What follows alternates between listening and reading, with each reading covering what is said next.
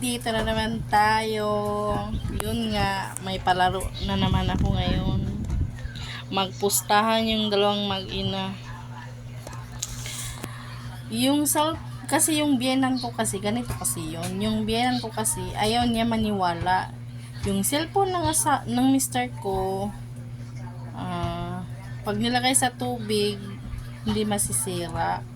Kaya meron din siyang cellphone, kaya lang Spark yata yung cellphone niya, bago rin yung latest ngayon.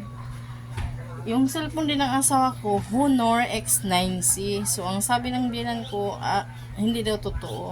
So ngayon, ang gagawin, pakita ng mister ko yung cellphone niya, ilagay sa tubig, at saka magbabayad yung biyanan ko.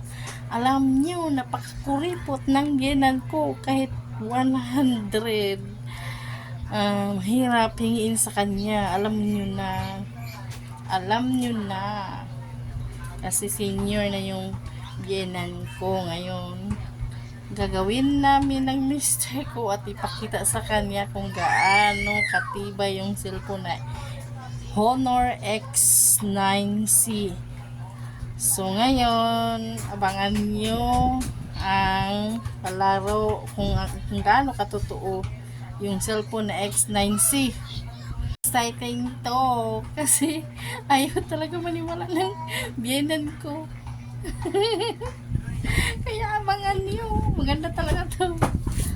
Huwag mong subukan, masisira ang buhay mo. 500 kasi kung mabasaan ng tubig wala akong pakialam o nitang pera. Pila Yan nila? natin, no? Magkano Yan ibig? natin. 500 ang ibigay Pila ko. ka? Pila? 500 ang ibigay niya. 500. Kaya. Tada ko.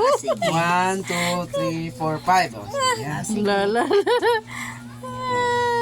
A few moments later. Tad ko, balik. Anet.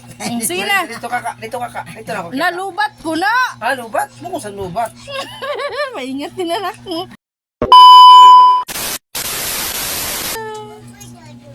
Wala. Ayun, sige. Wow, sana all. Sana Saktan ng all. cellphone yan. Ay naku, ano ba yan? May onda. Hindi maano Wala. Sana all. Dagdag ako pa 100. Sige na 100 pa.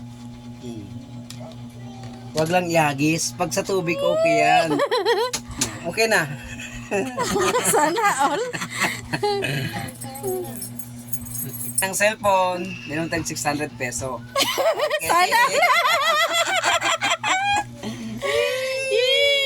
Sana all. Okay kita yung cellphone. Okay pa rin. Na. Ina. Goodbye.